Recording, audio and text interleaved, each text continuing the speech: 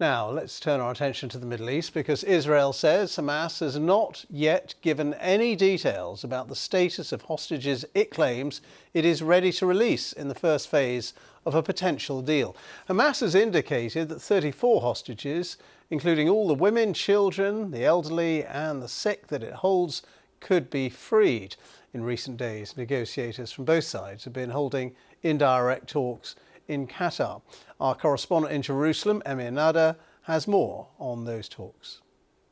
Well, we understand from Prime Minister Benjamin Netanyahu's office that the list of 34 names that Hamas has shared with the media, including the BBC, is actually a list given by Israel to mediators as early as July. As you mentioned, on that list there are a number of elderly, young female soldiers, some children who are understood to, Hamas has previously said that they were dead. The Israeli side has asked for information on the about the names on the list, has asked for information about their condition for each person, whether the people are alive or are not. Hamas, we understand, has asked for time, a initial period of the ceasefire in order to ascertain the status of the hostages that they have. Now, the publication of the list is being seen as a form of pressure on Prime Minister Netanyahu. His spokesman has said today that it is a form of psychological warfare by Hamas. Hamas just published on Saturday a video of one of the hostages, a young female soldier.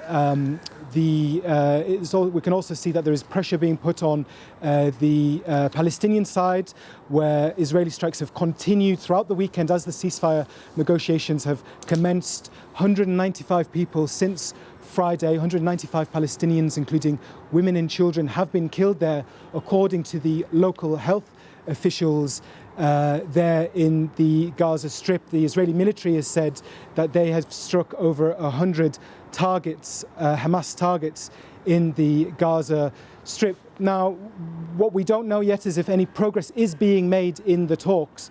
There are a number of key sticking points, including Hamas wanting the removal of all Israeli troops from the Gaza Strip, and that an initial stage of the ceasefire would lead to a more permanent ceasefire. And of course, in the background of all of this is the change of administration in the US government in 2 weeks' time, which might play out and affect the momentum and the structure of the ceasefire talks.